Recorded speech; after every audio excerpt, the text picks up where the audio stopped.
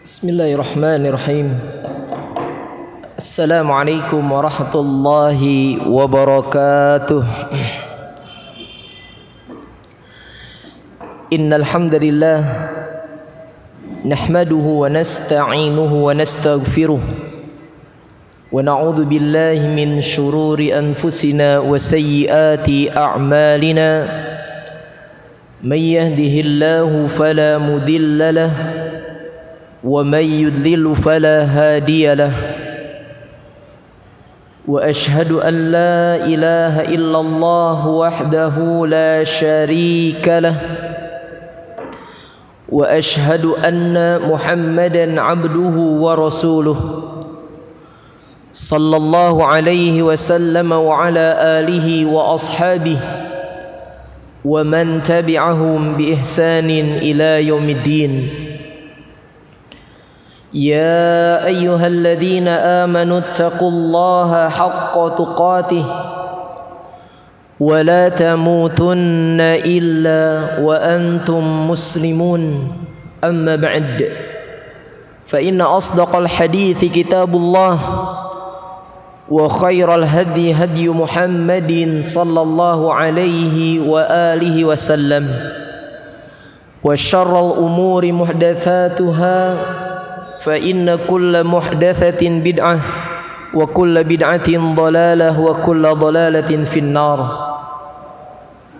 طيب أحبتي في الله معاشر الإخوة إخواني في الدين طلاب العلم بمجلس مسجد التوبة DMIA rahimani wa rahimakumullah. Alhamdulillah kita tetap membuka awal majlis yang mubarak di setiap muhadarah perjumpaan kita di majlis lepas kerja bersama antum di tempat yang semoga Allah senantiasa berkahi ini dengan seraya memuji Allahu Jalla Jalaluh Rabbul Alamin, zat yang ketika kita menyempurnakan pujian hanya kepadanya, kata Syekh As-Sa'di rahimahullah, maka harus terhimpun pujian yang sempurna kepada Allah, yakni adanya al-mahabbah wa ta'zim. Ini rasa cinta yang tertinggi hanyalah kepadanya dan juga disempurnakan dengan bentuk pengagungan Allah Subhanahu wa taala. Dialah zat yang maha indah dengan nama-namanya yang husna, zat yang maha sempurna dengan sifat-sifatnya yang ulia. Walhamdulillah.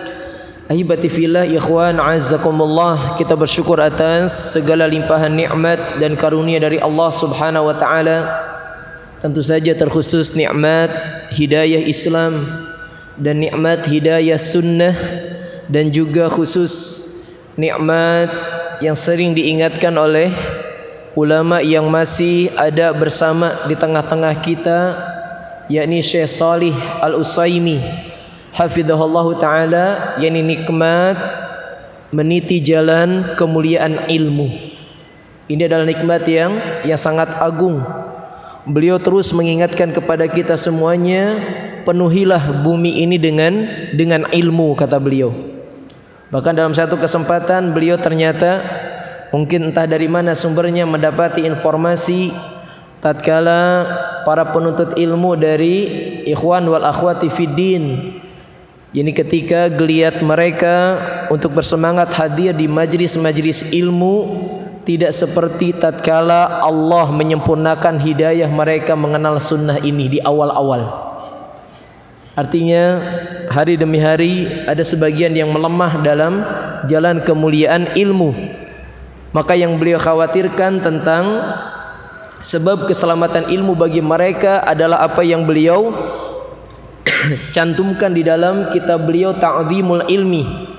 Kata beliau, man la yukrimil ilma la yukrimuhul ilmu. Barang siapa yang tidak punya sikap pengagungan terhadap ilmu, maka ilmu pun tidak akan pernah memuliakannya.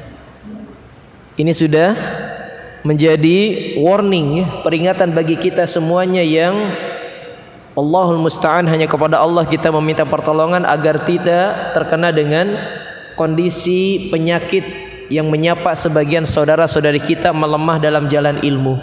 Ingat kata beliau, barang siapa yang tidak ada sikap pengagungan terhadap ilmu, maka sampai kapanpun ilmu tidak akan memuliakan dirinya. Taibahibati fillah azakumullah, maka semoga majlis-majlis yang masih Allah mudahkan bagi kita, yang kita bisa menimba faidah ilmiah dari para guru-guru kita semuanya, apalagi yang didekatkan ke tempat antum yang lebih mudah untuk hadir di dalamnya, semoga bisa dijaga untuk kita selalu hadir bersama-sama di dalamnya untuk menambah apa yang menjadi pemahaman kita dalam urusan agama, dan semoga ilmu yang kita pelajari selalu menjadi pertambahan ilmu yang bermanfaat, yang mewariskan amal-amal salih. Amin, Allahumma amin. Barakallahu fikum ahibati fillah azakumullah. Walhamdulillah, pada kesempatan Selasa sore hari ini, menurut informasi dari penanggalan di negeri kita, hilal kemarin belum nampak ya. Maka ada yang berpendapat hari ini jatuh 30 Rajab 1444 Hijriah, sebagian ada yang menyebutkan satu Sya'ban ya. Yang intinya bahwasanya tidak akan lebih dari 1 bulan lagi Allah akan kembali menghadirkan kepada kita bulan yang kata Syekh As-Sa'di yakni kado istimewa bagi orang-orang beriman, yakni syahrul Ramadan Mubarak, yang semoga Allah Azza wa Jalla menyampaikan usia kita semuanya ke dalamnya, dan semoga ketika hadir di dalamnya kita bersama-sama Allah mudahkan dengan pertolongannya untuk menyempurnakan berbagai amal solih di dalamnya, dan semoga seluruh amal ibadah kita diterima oleh Allah Subhanahu wa taala. Amin ya rabbal alamin.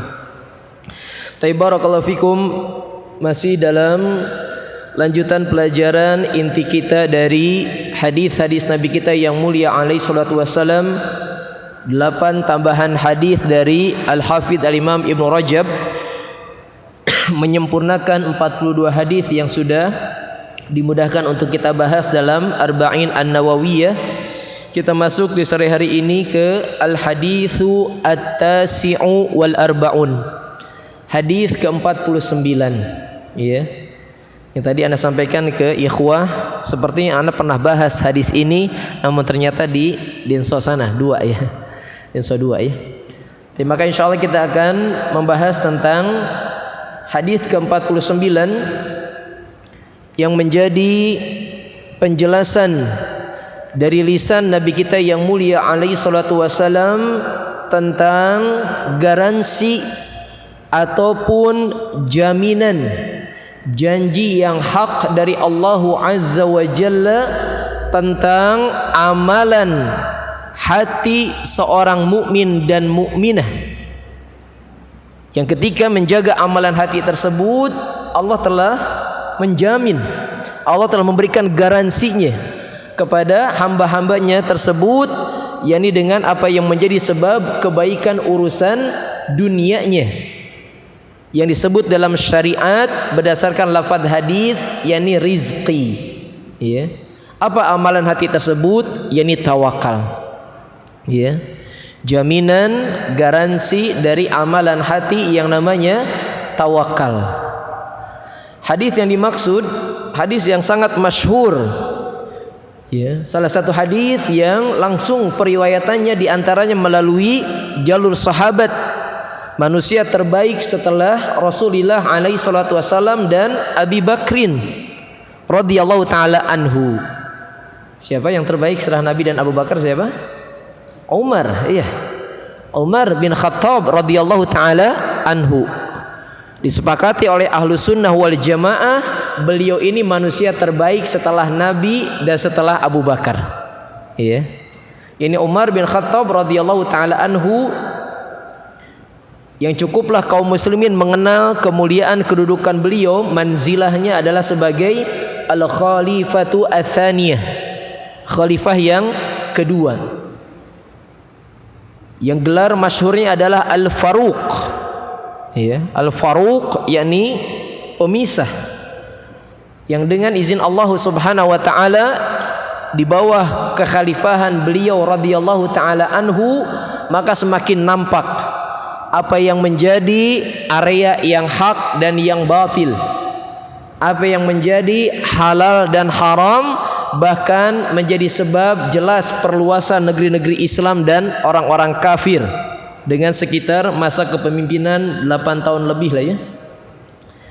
Beliaulah Umar bin Khattab radhiyallahu taala anhu, yang sampai Imam Adz-Dzahabi rahimahullah menyebutkan di antaranya sebab pemuliaan Allah kepada Umar bin Khattab radhiyallahu taala anhu berkaitan dengan syaitan apa? Berkaitan dengan syaitan apa? Syaitan pun takut ya kepada Umar. Jadi digambarkan oleh para ulama, kalaulah keduanya harus berpapasan di sebuah jalan, maka syaitan yang nyingkir ya. Syaitan yang lebih baik muter dah, enggak ketemu dengan Umar bin Khattab radhiyallahu taala anhu ya. Maka ternyata sebagaimana dua hadis pertama dalam Arba'in An-Nawawiyah, baik hadis tentang niat ataupun hadis tentang pertemuan Nabi dengan Jibril alaihissalam pun diriwayatkan oleh beliau Umar bin Khattab radhiyallahu taala anhu, maka hadis ke-49 pun melalui jalur periwayatan sahabat yang mulia ini. Kata al-muallif rahimahullah, an Umar ibn Khattab radhiyallahu taala anhu, dari Umar bin Khattab semoga Allah meridhai beliau, anin Nabi sallallahu alaihi wa alihi wasallam, dari Nabi sallallahu alaihi wa alihi wasallam, qal, beliau bersabda, hadisnya sangat terkenal, lau annakum tawakkaluna 'ala Allahi haqqa tawakkuli. Kata beliau sallallahu alaihi wasallam, sungguh jika kalian bertawakal kepada Allah Azza wa Jalla dengan tawakal yang sebenar-benarnya, la razaqakum kama yarzuqut thair, maka sungguh dia Allah, lam taukid ya, la razaqakum, lamnya lam pendek menunjukkan taukid, kepastian, keniscayaan. Sungguh benar-benar Allah akan berikan rizki sebagaimana Allah berikan rizki kepada seekor burung.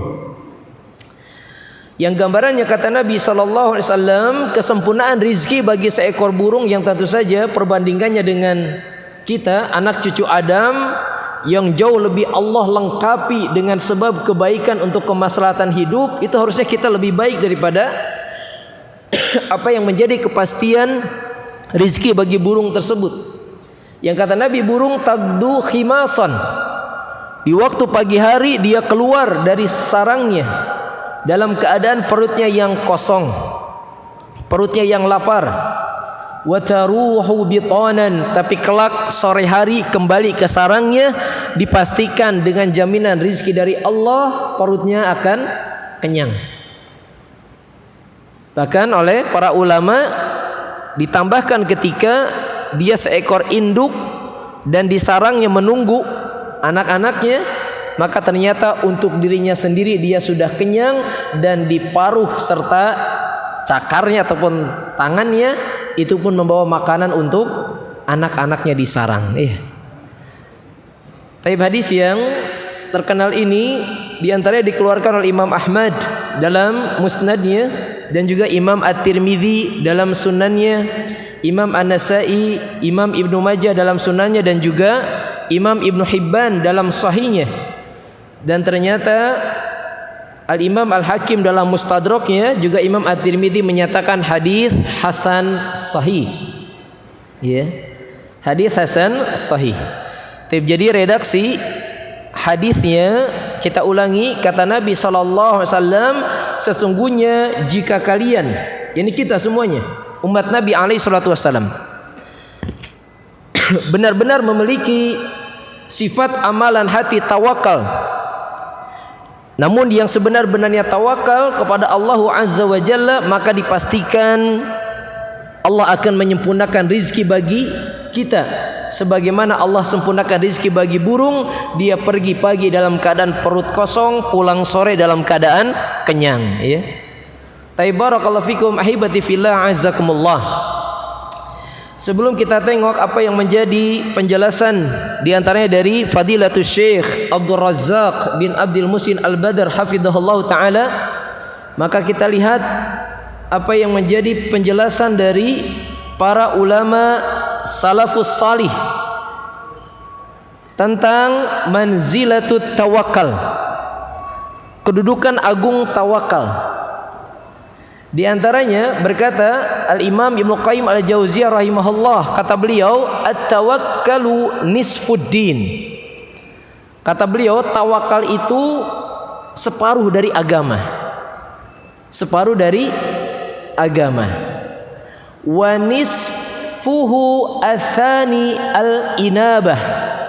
Kata beliau, dan separuh yang lainnya adalah al-inabah. Inabah itu kembali kepada Allah. Makanya dalam pembahasan inabah sering dengan taubat. Wa anibu wa tubu ilallah wa anibu wastaghfiruh, gitu ya. Kenapa? Kata beliau, inti dari agama ini adalah kembali kepada perkataan gurunya, Syekhul Islam Ibnu Taimiyah, yang tidaklah guru beliau tersebut menyebutkan inti dari agama ini kembali kepada ayat yang menjadi intisari seluruh dari isi Al-Quran. Ayat yang mana? Masih ingat? Ayat yang menjadi inti dari sekitar 6.000-an ayat Al-Quran, intisarinya terkumpul dalam satu ayat, kata Syekhul Islam Ibnu Taimiyah rahimahullah. Ayat yang mana? Ya? Ayat yang mana? Anda belum pernah nyampein? Pernah? Iya. Ayat yang mana? Ayat kelima di surah Al-Fatihah. Iyyaka na'budu wa iyyaka nasta'in. Makanya ketika membahas tentang ayat yang agung ini, beliau memiliki buah karya yang disebut Madarijus Salikin. Membahas satu ayat ini menjadi kitab beliau yang terkenal dengan 3 jilid ya. Sekitar satu jilidnya 600 atau 700 halaman ya. Itu bahas satu ayat. Kenapa? Karena dia inti dari 6.000-an ayat dalam Al-Quran. Makanya pantas ketika dibahas oleh beliau jadi sekian halaman ya. Nah, kata Imam Ibnu Qayyim Al-Jauziyah ketika menyebutkan tawakal adalah separuh agama dan separuhnya lagi adalah inabah, kata beliau menukilkan perkataan gurunya karena agama ini intinya ada 2. Satu, al-isti'anah, meminta pertolongan. Yang kedua, ibadah, penghambaan diri. Dan ini Allah sebutkan di ayat kelima surat Al-Fatihah. Gimana? Iyyaka na'budu wa iyyaka nasta'in. Ibadah, isti'anah. Lantas apa yang menjadi kaitannya ketika beliau menyebutkan tawakal separuh, inabah separuh? Kata beliau, adapun tawakal itu adalah bukti nyata dari isti'anah. Apa isti'anah? Meminta pertolongan. Tawakal inti dari isti'anah yang Allah sebutkan dalam bagian inti ada 2 dalam surah Al-Fatihah ayat kelima tersebut. Iyyaka na'budu wa iyyaka nasta'in. Hanya kepada Engkau kami beribadah dan hanya kepada Engkau kami meminta pertolongan. Nah, meminta pertolongan, isti'anah, buktinya kata Ibnu Qayyim adalah tawakal. Adapun inabah, kembali kepada Allah, hiya al-ibadah. Dia adalah bukti nyata penghambaan diri, penghinaan diri. Yang namanya ibadah kan al-khudu wat tadallul. Perendahan diri dan penghinaan diri di hadapan zat yang kita sembah. Iya. Baik, jadi kalau gurunya menyebutkan inti agama isti'anah separuh dan penghambaan diri separuh lagi, maka muridnya Ibnu Qayyim menyebutkan bukti dari isti'anah adalah tawakal, bukti dari ibadah adalah inabah. Kembali kepada Allah Subhanahu wa ta'ala. Taib, namun datanglah apa yang menjadi penjelasan yang lebih sempurna, lebih komprehensif, lebih menyeluruh tentang apa yang menjadi makna dan hakikat dari tawakal kepada Allah Subhanahu wa ta'ala. Di antaranya disebutkan oleh Imam Ibnu Qayyim Al-Jauziyah yang dibawakan oleh Syekh As-Sa'di rahimahullah. Kata Syekh As-Sa'di rahimahullah, ketika membaca penjelasan-penjelasan dari Imam Ibnu Qayyim Al-Jauziyah rahimahullah, maka Al-Alamah As-Sa'di rahimahullah berkata, at-tawakkal huwa i'timadul qalbi 'ala Allah. Yang namanya hakikat tawakal adalah bersandarnya hati hanya kepada Allah. Ini inti dari makna tawakal. Bersandarnya atau bergantungnya hati hanya kepada Allah.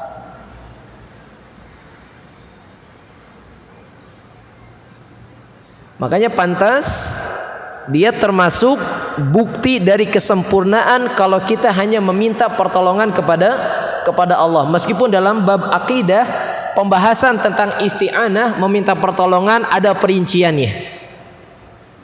Iya. Yang dalam perincian tersebut ada yang sifatnya tabi'i, bisa kepada sesama makhluk yang memang mampu, dia hadir di hadapannya, dan ada meminta pertolongan kalau dipalingkan kepada makhluk karena dia memang tidak mampu dalam hukum asalnya, maka itu bisa jatuh pada kesyirikan karena Allah sajalah yang mampu melakukan hal tersebut. Ada perinciannya. Iya. Seperti kalau minta tolong, ya mungkin di tempat kita dalam perkara keamanan, perlindungan, termasuk dalam proses hukum di negara kita, ya mungkin ada perlindungan saksi, ya minta jaminan pengamanan dari pihak kepolisian, tidak masalah, ya. Atau kita meminta tolong teman, ya, ketika memang dia bisa melakukan hal-hal tersebut yang kita butuhkan, seperti kita meminta bantuan dia untuk memindahkan benda-benda yang berat yang tidak mungkin diangkat oleh sendiri, itu bukan masalah isti'anah yang menjadi konsekuensi ibadah yang kalau dipalingkan kepada selain Allah jadi syirik, tidak. Tapi kalau isti'anah meminta pertolongan itu adalah hak Allah, maka ini jatuh dalam amalan kesyirikan yang pasti pelaku yang diminta untuk menolongnya sudah bekerja sama dengan bangsa jin. Yang disebutkan dalam surah Al-Jin, ya, ayat ke-6, ya, wa annahu kana rijalun minal insi ya'uduna birijali minal jinni fazaduhum rahaqa. Dan ada sebagian dari manusia meminta pertolongan, meminta perlindungan kepada sebagian bangsa jin, maka semakin bertambah jauhlah kesesatan mereka. Ya. Taib. Maka yang dimaksud isti'anah di sini yang menjadi buktinya adalah bersandarnya hati yang disebut dengan tawakal tersebut itu dalam perkara yang benar-benar hanya Allah yang mampu melakukannya. Kenapa kata Syekh As-Sa'di? Karena tawakal yang ditunjukkan dengan bergantungnya hati hanya kepada Allah itu tujuannya hanya dua. Tawakal yang harus kita sempurnakan kepada Allah itu tujuannya hanya dua. Yang dua perkara ini kalau dipalingkan kepada selain Allah itu yang disebut asbabus syirki, sebab-sebab kesyirikan. Apa sisi yang pertama? Fi jalbil manafi'i, bersandar hati kepada Allah dalam perkara untuk bisa mendatangkan manfaat, mendapatkan kebaikan, ya, memperoleh kemaslahatan, keselamatan ataupun makna yang semisalnya. Yang bisa mendatangkan manfaat dalam perkara tersebut hanyalah Allah. Iya, makanya seluruh inti dakwah para nabi dan rasul ketika dakwahnya dakwah tauhid, ketika mengajak umat yang melakukan kesyirikan berpikir dengan rasional, ilmiah, gitu ya, mengajak kritis mereka, selalu diingatkan bahwasanya yang kalian sembah itu tidak bisa mendatangkan manfaat dan tidak bisa menolak mudarat, pasti ke arah sana. Iya. Jadi yang pertama, bersandarnya hatinya kepada Allah dalam perkara untuk bisa memperoleh atau mendatangkan manfaat atau kebaikan atau kemaslahatan. Dan yang kedua, daf'il mudar, menolak keburukan, menyingkirkan perkara-perkara yang membahayakan. Hati kita hanya bersandar kepada Allah Subhanahu wa ta'ala dalam hal yang Allah lah yang mampu melakukan hal tersebut. Makanya semisal kita ketika tahu kejahatan ini tidak hanya yang nampak saja terlihat oleh kasat mata, di sana pun banyak kejahatan yang tersembunyi. Makanya kita ketika keluar rumah diajarkan dengan adab-adab, tuntunan, doa-doa yang itu sebetulnya kesempurnaan tawakal kita. Belum lagi dengan lafadznya yang langsung menyebutkan tawakal tersebut. Keluar rumah apa? Bismillahi tawakkaltu 'alallah la haula wala quwata illa billah. Ketika mengucapkan doa ini apa kata syaitan? Engkau telah dicukupi, engkau telah dilindungi, dan engkau tidak akan pernah bisa diganggu. Ya. Belum lagi kita punya bacaan tersendiri. Allahumma inni a'udzubika an adilla au udalla an ajhala au ujhala, dan seterusnya. Minta perlindungan diri kepada Allah agar tidak tersesat, tidak disesatkan, tidak melakukan kedzaliman, tidak didolimi, tidak tergelincir, tidak digelincirkan gitu ya oleh orang-orang yang ingin berbuat kejahatan kepada kita. Taib. Jadi kata Syekh As-Sa'di, hakikat tawakal bergantungnya hati hanya kepada Allah dalam dua perkara tadi. Dalam hal untuk bisa mendatangkan kebaikan, manfaat ataupun kemaslahatan, dan menolak kemudaratan. Ya. Kemudian kata beliau, tentu saja dengan bitamassuki ikhtiyari munasibatul lisyar'i, dengan tetap dia menyempurnakan sebab-sebab ikhtiar yang benar menurut syariat. Ya, tawakal ada dua dari perkataan ini, rukunnya. Dengan tetap menyempurnakan ikhtiar sebab-sebab yang dibenarkan oleh syariat. Makanya seluruh ulama ahli sunnah sepakat yang menjadi sahihnya, jujurnya, benarnya ketawakalan seseorang ada dua rukunnya. Rukun tawakal ada dua. Satu apa? Tetap menjaga bergantungnya hati hanya kepada Allah. Yang kedua, tetap ada amalan anggota badan. Apa itu? Melakukan ikhtiar yang dibenarkan menurut syariat. Ya. Contohlah beberapa yang mengiringi perjalanan kehidupan kita yang kita praktikkan dengan rukun tawakal yang dua ini. Satu, misalkan yang sering mengiringi perjalanan kehidupan kita, pertama sebutlah rizki ya. Ya, rizki kita mengetahui hal itu sudah ditetapkan oleh Allah Subhanahu wa taala, bahkan dalam keterangan sebelum 50.000 tahun Allah menciptakan langit dan bumi. Maka perintah dari Allah Subhanahu wa taala adalah ketika rizki memang sudah ditetapkan oleh Allah Subhanahu wa taala, hati bergantung kepada Allah, yakin tatkala kita Allah bangunkan di hari yang baru sudah ada rizki saat itu, karena hadis Nabi menyebutkan kalaulah tidaklah salah seorang dari kalian meninggal kecuali rizkinya sudah habis. Berarti kalau masih hidup rizkinya sudah ada, yakin hati bersandar hanya kepada Allah. Tapi untuk bisa menjadi sebab rizki itu kita dapatkan, maka sebab ikhtiar syariatnya adalah ya silakan bekerja dengan amanah-amanah yang sudah datang kepada kita, apalagi yang sudah mengikat semisal antum, ya sudah, insyaallah rizki sudah dijamin oleh Allah. Posisi saya sekarang adalah terikat dengan perusahaan, jam kerja saya masuk jam 7, keluar jam 4, kecuali kalau ada lemburan gitu ya, overtime, ya tinggal disempurnakan.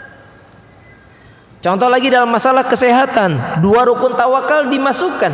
Kesehatan dan sakit, kesembuhan datang dari Allah. Iya. Memang ungkapan Nabiullah Ibrahim alaihissalam yang Allah abadikan dalam surah Asy-Syu'ara, fa idza maritu fahuwa yashfin, ketika aku sakit Allah yang menyembuhkan, itu rukun tawakal yang bersandarnya hati secara sempurna hanya kepada Allah. Iya. Tapi ada sebab ikhtiarnya dalam syariat kita. Kata Nabi, ma anzalallahu da'an illa anzala syifaan. Tidaklah Allah menurunkan satu penyakit kecuali pasti ada obatnya. Kemudian Nabi memerintahkan kepada kita, tadawau, berobatlah kalian, wala tadawau bil haram, tapi jangan berobat dengan cara yang haram. Antum sakit, antum pengen sembuh enggak? Insyaallah anda pengen sembuh. Cukup saya bertawakal kepada Allah. Sakitnya tambah parah, berobat tidak? Tidak. Nah, ini tidak sempurna rukun tawakal. Tetap dalam syariat memang lebih dikuatkan oleh para ulama ya berobat. Iya. Meskipun ya ada yang tetap hanya menyempurnakan dari sisi ikhtiar syar'iyahnya saja, berdoa kepada Allah ya. dengan ruqyah gitu ya. Yang memang mungkin sebagian tidak mau ada yang bersentuhan dengan obat-obat kimia gitu ya. Baik ya. Tapi yang lebih mendekati penjelasan di para ahlu sunnah yang dianjurkan, yang lebih dikuatkan dalam syariat, kalau sakit ya berobat. Ya silakan berobat, mau tibun nabawi, mau herbal gitu ya. Dan kita pun tidak serta-merta mutlak menyebutkan anti obat-obat kimia gitu ya.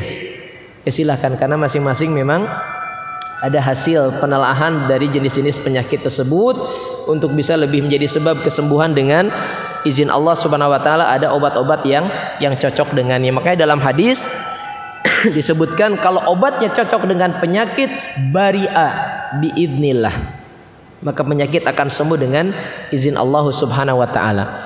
Contoh yang lainnya, mengumpulkan dua rukun tawakal bagi di antara kita yang tentu saja berharap adanya generasi penerus keturunan kita. Ya. Pengen punya anak, ditanya udah nikah belum? Belum. Gimana ceritanya? Anak angkat. Ya, itu ya. Kalau pengen punya nikah dari langsung nasabnya kepada kita, ya nikah dulu. Karena itu sebab ikhtiar syariat. Iya. Dan sudah nggak ada lagi masanya di kita. Masa ada Maryam Zamanau gitu. Ayah bapaan lu jadi buruk malah begitu keadaannya ya. Harus ada pertemuan antara laki-laki dan perempuan dengan ikatan pernikahan. Ya dengan sebab itu ya sesuai dengan apa yang dipahami dari proses pembentukan manusia, bertemu sel telur, sel ovum gitu ya. Kemudian salah satunya berubah menjadi zigot dan seterusnya embrio, janin dan seterusnya, itu karena pernikahan. Jadi tetap oleh ulama Ahlus Sunnah dijelaskan dua rukun tawakal dia adalah tetap hati yang bersandar, bergantung sempurna hanya kepada Allah dan juga menyempurnakan sebab ikhtiar. Dan dua rukun ini dicontohkan oleh Nabi kita yang mulia sallallahu alaihi wasallam. Satu peristiwa ketika perang Uhud ya. Perang Uhud. Nabi tetap, kita tidak akan meragukan amaliyah hati Nabi yang terbaik ketika bertawakal kepada Allah dan peperangan tersebut, namun Nabi tetap menyempurnakan ikhtiar syariatnya. Nabi pakai berapa lapis baju besi saat perang Uhud? 2 malah. Iya. Ya kalau Nabi dikira manusia yang paling sempurna tawakalnya kemudian tidak perlu sebab ikhtiar, ya sudah mungkin Nabi tidak perlu melapisi badan beliau dengan zirah baju besi tersebut. Tidak. Mungkin ya kalau manusia sekarang, saya sudah wali Allah, saya tidak akan pernah dicelakakan, kemudian masuk ke medan pertempuran tanpa perlindungan tubuh, tanpa senjata, ya tetap aja ya. Kena sabetan pedang mah habis gitu. Nabi tetap dengan 2 lapis baju besi. Demikian juga ketika Nabi mengajarkan kepada sahabat yang ketika ingin tawakal tapi hanya salah satu rukunnya yang sempurna. Kisah yang mana? Menambatkan hewan tunggangan ya. Kata Nabi, sudah engkau ikat tungganganmu gitu ya. Aku tawakal kepada Allah. Kata Nabi, ikat dulu. Ikat dulu ya. Kemudian sempurnakan hati, bersandar hanya kepada Allah untuk penjagaan hewan tunggangan tersebut. Ya Nabi perintahkan sebab ikhtiarnya ya di talian heula, diikat dulu itu hewan tunggangan gitu ya. Ya kalau sekarang sama gitu ya. Kalau kita ada kunci ganda, ada kunci dulu kendaraan, tidak sembarangan parkirnya di mana. Kalau yang tawakalnya hanya satu rukun, tawakal kepada Allah gitu ya. Giliran rengit mah anggernya mewek gitu ya. Pas hilang mah tetap aja gitu ya. Ya adapun kalau sudah sempurna, kalau memang pengamanannya malah yang ada yang sudah disempurnakan, sudah kita jaga, sudah kita aktifkan. Adapun kalau sudah hilang, baru di situ ujian ya. Qadarullah ya. Ustaz kita ada yang ngalamin ya. Pembahasan di majelis berbicara tentang sabar dan tawakal gitu. Dan ambil contohnya seperti itu. Qadarullah, motornya hilang habis kajian. Ustaz langsung diuji katanya. Tapi oleh salah seorang muslimin langsung diganti unit motornya ya. Pernah ada Ustaz ya membahas tentang rukun tawakal, tentang sabar. Ternyata qadarullah benar-benar habis pengajian motor beliau hilang. Motor beliau hilang, langsung jamaah. Masya Allah Ustaz, antum sudah ngajarin ilmu, antum yang diuji langsung gitu. Ya sudah, anak sudah ngunci kok gitu ya. Ya bersabar ya. Tapi ya ada muhsinin yang mengetahui kondisi tersebut dan langsung mengganti ya unit motor beliau ya. Taib ahibati fillah azakul, maka itulah dari penjelasan para ulama ahli sunnah ya, yang dimulai dari apa yang menjadi perkataan dari Imam Ibnu Qayyim, kemudian dikumpulkan oleh Syekh As-Sa'di rahimahullahu rahmatan wasi'atan, yang menjadi rukun dari tawakal tersebut ada 2. Oleh karenanya di masa Umar bin Khattab radhiyallahu taala anhu pun beliau akhirnya mengetahui apa yang menjadi pengajaran dari guru terbaik kaum muslimin, guru terbaik para sahabat, yakni Nabi sallallahu alaihi wasallam. Umar bin Khattab mendapatkan pengajaran tersebut, maka dalam kisah ketika beliau mendapati sekelompok musafir dari negeri Yaman yang hendak melaksanakan haji ke Makkah tanpa membawa bekal, ya, nggak bawa bekal tuh.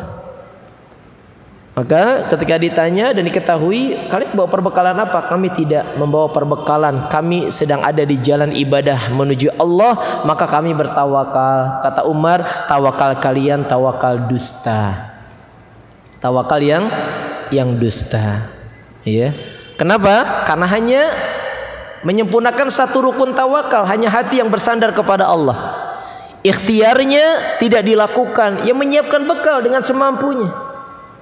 Adapun nanti nggak tahu kondisi di perjalanan yang harusnya tiba sekian hari, mungkin ada gangguan yang di luar prediksi, habis di pertengahan jalan, itu lain perkara. Tapi sudah perhitungan, mungkin kalau normal perjalanan safar dengan di masa dulu ya, dengan hewan tunggangan yang paling kuat berapa hari, bekal harus disiapkan ya, sekian. Ini nggak bawa bekal. Kata Umar ketika mereka menjawab, kami tawakal kepada Allah dalam safar kami ini. Kata Umar, tawakal kalian tawakal dusta. Karena kalian memiliki saudara-saudara yang rasa cintanya begitu besar kepada saudara muslim yang lainnya, tidak mungkin di antara mereka tega semuanya kalau lihat dan tahu saudaranya tidak ada perbekalan dalam perjalanan, kecuali pasti mereka akan memberikan.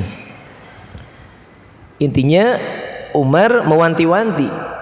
Jadi ada sisipan dari amalan hati kalian bertawakal kepada Allah tanpa menyiapkan bekal, tetap ada akan yang masuk, yakni rasa apa? Berharap. Ya nanti di perjalanan akan ada yang nolong gitu ya, akan ada yang bantu. Masa iya sih tega saudara kita membiarkan kita kelaparan di perjalanan, apalagi mau ibadah gitu ya. Jadi terganggu rukun tawakalnya. Makanya Umar menyebutkan tawakal kalian tawakal yang dusta, karena nggak menyiapin bekal. Tapi maka aibati fillah azakumullah, inilah beberapa poin penting ya yang dijelaskan oleh para ulama tentang hakikat tawakal tersebut ya. Dan memang Allah menyebutkan dalam beberapa ayat tentang kemuliaan dari tawakal tersebut. Di antaranya Allah sebutkan dalam surah At-Talaq ya. Dalam surah At-Talaq Allah Subhanahu wa taala menyebutkan, wa may yattaqillaha yaj'al lahu makhraja wa yarzuqhu min haitsu la yahtasib wa may yatawakkal 'alallahi fahuwa hasbuh. Iya.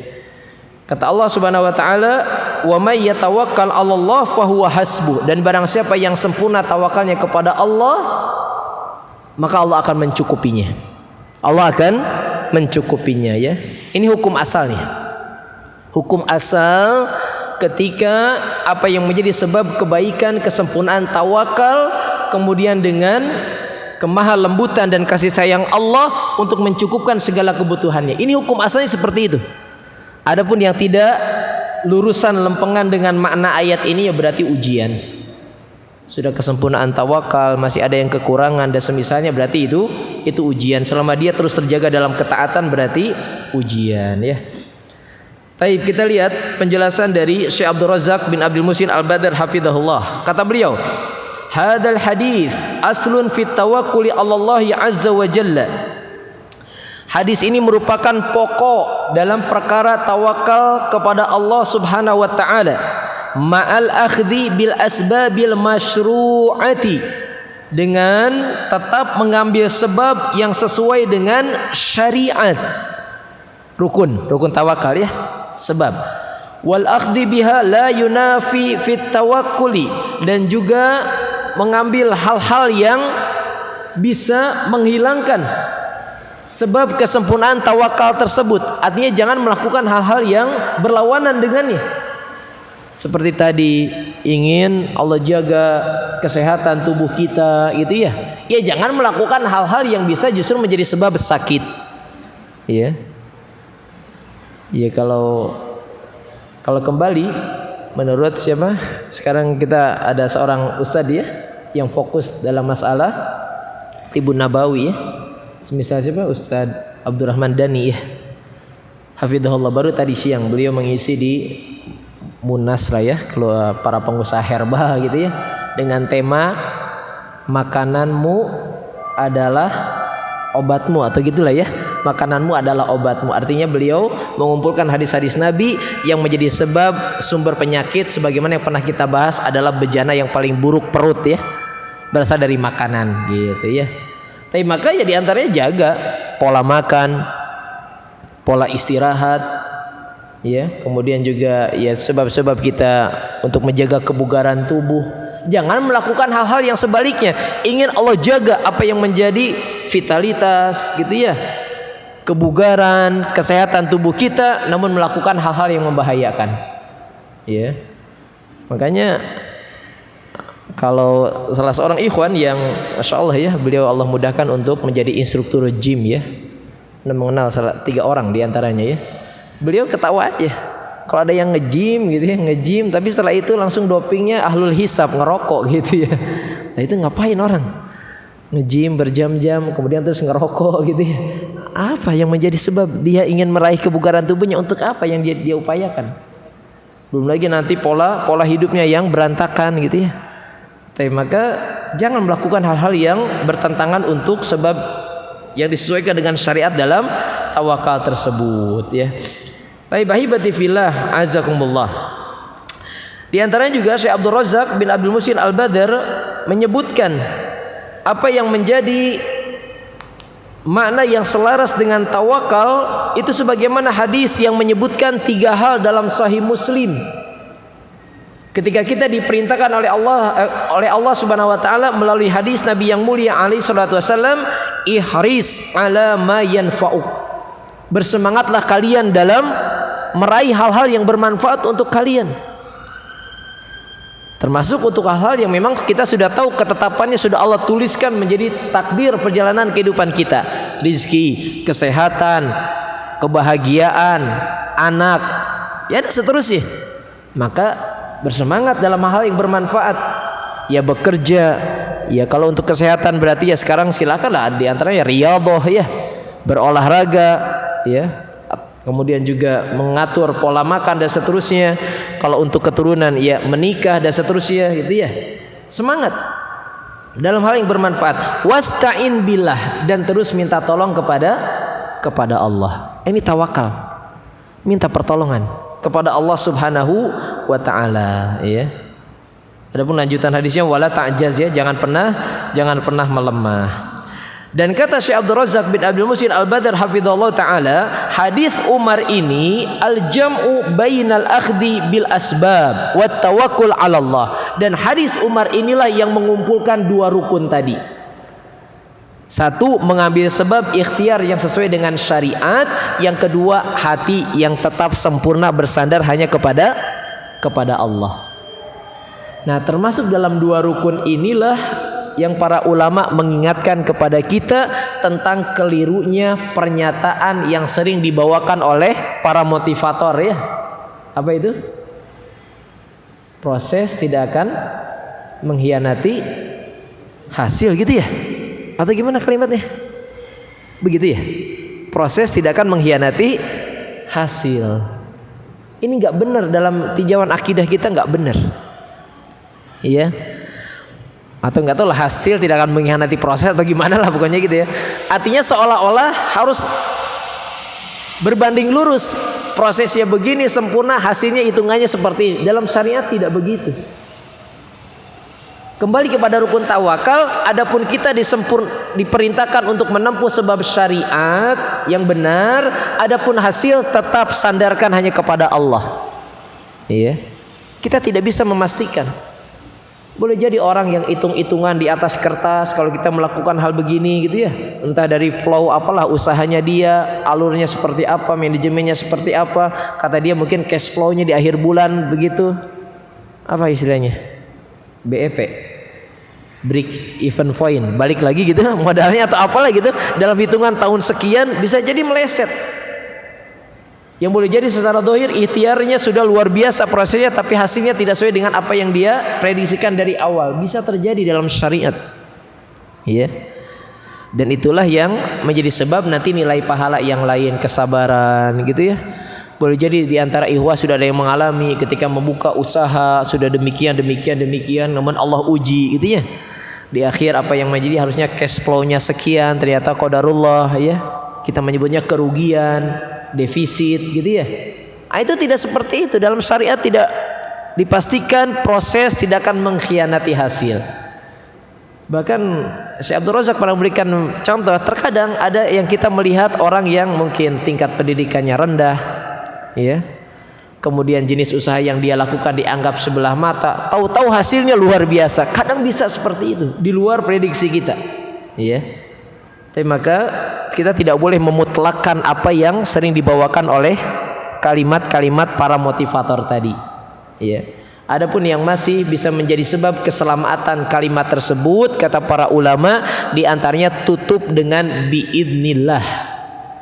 Proses tidak akan mengkhianati hasil, biidnillah, insyaallah gitu ya. Kalau ada ucapan seperti itu masih selamat ya, menurut sebagian ulama. Taib, ketika hadis Umar ini mengumpulkan dua rukun tawakal, Nabi memberikan perumpamaannya dengan burung tersebut, kata Syekh Abdul Razak. Wal akhdu bil asbabi fima dzukira anit tayir, dan rukun tawakal dengan mengambil sebab sesuai dengan syariat, itu apalah ya sesuai dengan yang disebutkan tentang burung tadi. Apa sebab ikhtiarnya? Enggak diem terus di sarang, ya. Enggak menetap di sarangnya, tapi dia keluar. Harus keluar, ya.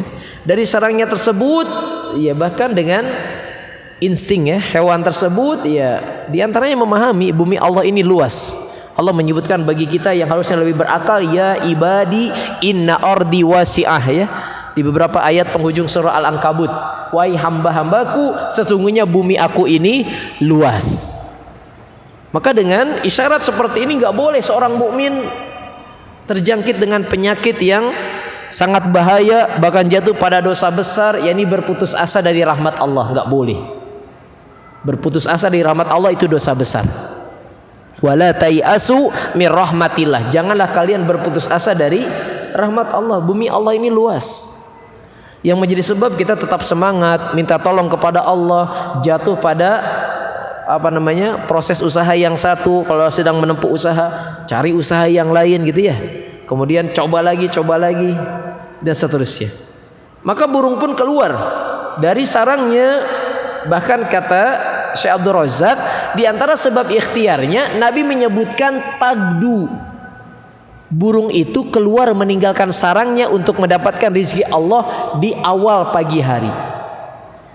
Artinya menunjukkan apa? Giat, bersegera, tidak malas-malasan, tidak menunggu siang hari. Dan ini pula lah yang menjadi keumuman ya, dari apa yang menjadi keberkahan umat ini yang didoakan oleh Nabi adalah di awal pagi hari. Nabi berdoa apa? Allahumma barik li ummati fi bukuriha. Wahai Allah, berkahilah umatku di awal pagi hari ya.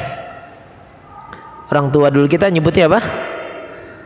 Kalau habis subuh saredei kumaha? Rezekinya dipatok ayam gitu ya, dipatok ayam. Ini orang tua kita ngomongnya seperti itu ya. Tapi mengajarkan kepada kita, iya, keberkahan itu di awal pagi hari. Iya, keberkahan di awal pagi hari, kata Imam Nawawi, karena pada hakikatnya kondisi di pagi hari itu adalah yang lebih menjadi sebab semangatnya fisik kita untuk bergerak aktif di pagi hari memang. Iya.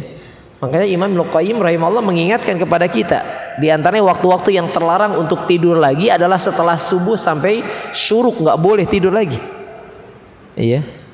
Terus pada asar ya, nggak boleh tidur lagi. Kata beliau, dua waktu ini yang sering menjadi sebab manusia di usia tuanya terjangkit kepikunan. Hati-hati nih. Iya. Biasa sarede habis subuh gitu ya.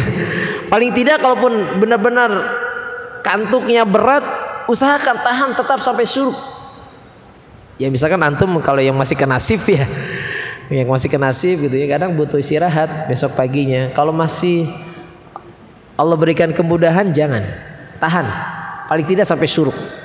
Setelah syuruk kalau memang benar-benar luar biasa kantuknya karena yang malamnya antum ada kewajiban ya, belum istirahat, baru boleh tidur gitu ya, usahakan ya. Tapi bukan memutlakan keharaman. Kata Ibnu Qayyim juga, 2 waktu terlarang ini bukan mutlak keharamannya, karena ada kondisi yang menjadi sebab sebagian orang baru bisa istirahat di waktu tersebut. Semisal tadi di malamnya ada kewajiban gitu ya, kemudian benar-benar tidak tertahan, yang pasti dia masih menjaga kewajiban sholat subuh berjamaah, kemudian setelah itu dia tertidur, itu lain perkara. Tapi kalau kita yang siklusnya biasa, tidur terpenuhi jamnya gitu ya, cukup lah ya tidur untuk bangun di awal pagi hari atau di akhir sepertiga malam hari terakhir sampai subuh, ya kita tahan sampai syuruk, jangan tidur lagi gitu ya. Ya kalau antum yang si pagi, ya seharusnya nggak lebih terjaga lagi ya, atau tidur lagi habis subuh beberapa menit sekian gitu ya. Taib ya. Jadi Nabi sebutkan dengan di pagi hari, dan kemudian kata Nabi dia kembali ke sarangnya sore hari. Artinya dia benar memanfaatkan durasi waktu yang lebih menjadi sebab peluang kesempatan untuk mendapatkan rizki Allah itu dia sempurnakan di rentang waktu tersebut. Makanya jaminan dari Nabi pulang kembali ke sarang di waktu sore hari dalam keadaan perutnya kenyang. Ya kalau antum yang sesuai dengan siklus seperti ini, berarti yang si pagi ya masuk tuh kriterianya. Masuk jam berapa? 7. Pulang jam 4 sore atau setengah 5 lah gitu ya. Jam kerja berapa sih? 8. Satu hari 8 jam. Iya 8 jam gitu ya. Tapi jadi itu sudah menjadi kondisi yang memenuhi sebab syariat terkhusus yang berkaitan dengan antum ya.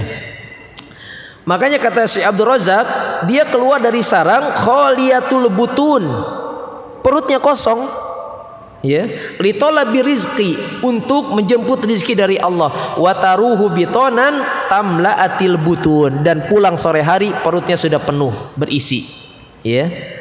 Maka dia burung tersebut sudah mengambil sebab yang membuktikan yakin dengan apa yang menjadi sandaran keyakinan dia rizki dari Allah Subhanahu wa taala, maka Allah pun sempurnakan rizki bagi burung tersebut. Nah, Ibnu Rajab menyebutkan memang Nabi kita yang mulia sallallahu alaihi wasallam sering mengambil pelajaran kepada kita tentang kesempurnaan tawakal adalah dengan sikap burung. Ya, sampai Nabi menyebutkan ya, diantaranya ada yang menyebutkan menghasankan perkataan Nabi tersebut, hadis Nabi bahwasanya jangan sampai tawakal kita dikalahkan dengan tawakalnya burung. Termasuk hadis Sahih Muslim yang menyebutkan nanti akan ada yang masuk ke dalam surganya Allah suatu kaum tersebut hatinya seperti hati burung. Hadisnya Sahih Muslim ya. Yadkhulul jannata aqwamun qulubuhum ka'afidatit thayyir. Kelak akan masuk suatu kaum ke dalam surganya Allah yang hati mereka seperti hati burung. Kata Imam Nawawi rahimahullah, apa makna hati penduduk yang akan masuk ke dalam surga seperti hati burung? Yakni sempurna ketawakalannya ketika kehidupan di dunia.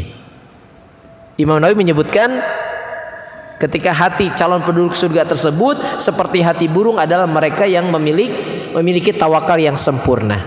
Ya.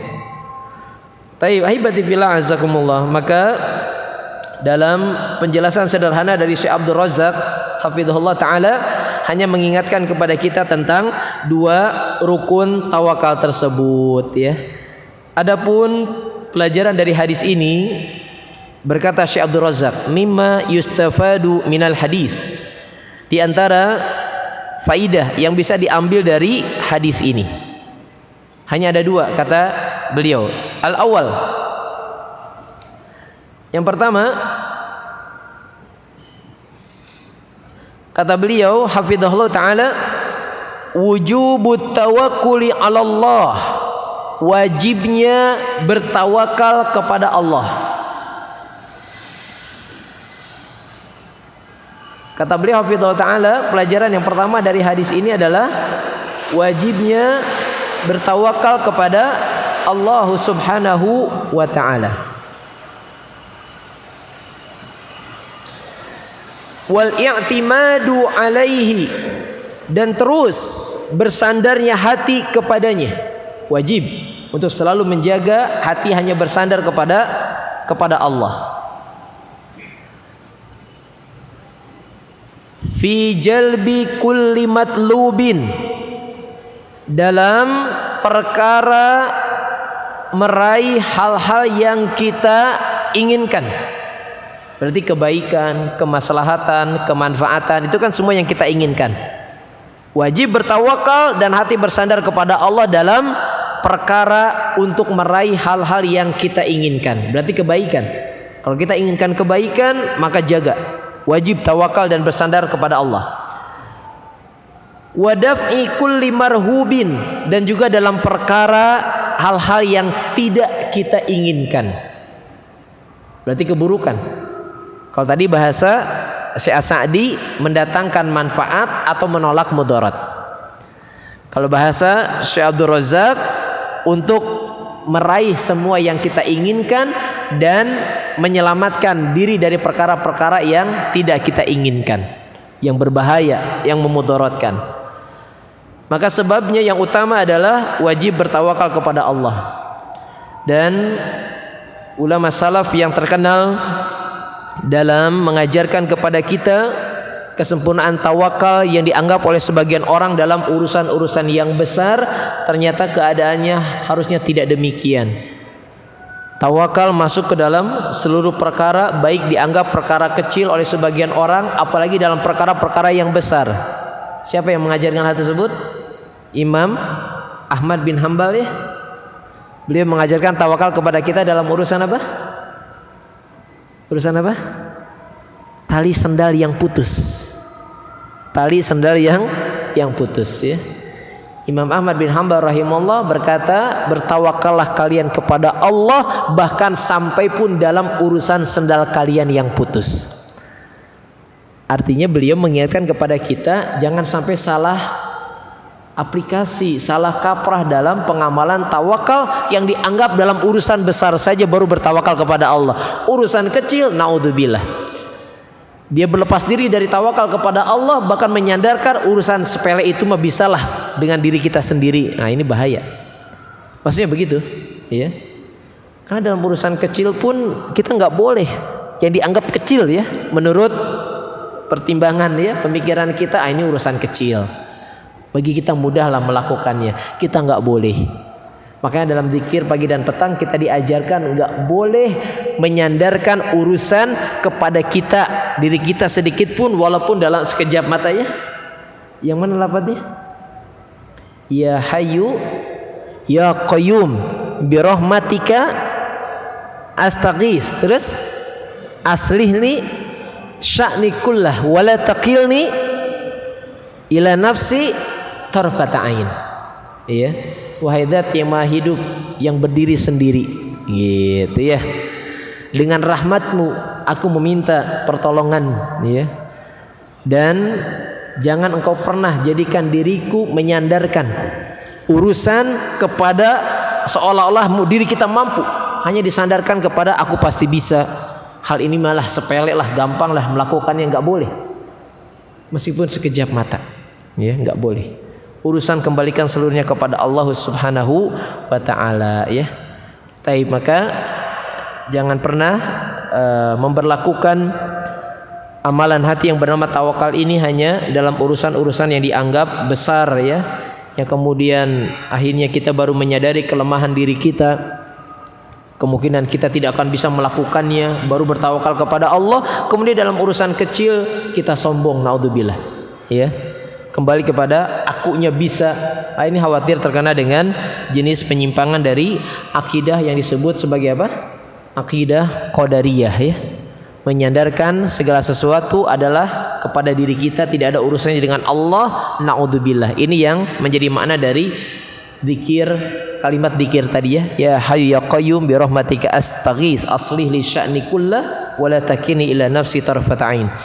Taib, yang kedua, pelajaran yang kedua, al-akhdhu bil asbab ma'at tawakkul 'ala Allah. Yang kedua dari pelajaran hadis ini, yakni rukun tawakal yang kedua adalah sempurna mengambil sebab. Sempurna mengambil sebab, yakni sebab yang masyru'ah, yang disyariatkan oleh Allah Subhanahu wa taala. Dan mengambil sebab tersebut la yunafi at-tawakkul, tidak menafikan tawakal kita yang sempurna. Ketika kita tetap berusaha menempuh sebab ikhtiar, itu tidak mengurangi kesempurnaan tawakal kita. Ya. Ya, fenomena ini muncul ya mungkin kemarin lah ya, santar-santarnya ketika gelombang Covid lah gitu ya. Untuk sebagian yang membentengi diri seolah-olah dengan keyakinan, keimanan yang sempurna kepada Allah, kemudian yang saudara yang lainnya menyempurnakan ikhtiar untuk tidak terpapar gitu ya, dengan apa? Dengan vaksin gitu ya, dengan tetap menjaga jarak, dengan pakai masker gitu ya. Kemudian ada yang sering bilang, antum kayak bukan orang beriman, nggak tawakal sama Allah gitu ya, takut banget sih sama penyakit ini. Ini rancu ini. Orang-orang yang tidak paham tentang rukun tawakal ya, dia hanya berkata sudah kita tawakal saja kepada Allah. Kalau memang Allah menetapkan takdir penyakit datang, kita terpapar ya terpapar, kalau enggak ya enggak gitu ya. Ini rancu ini. Ya.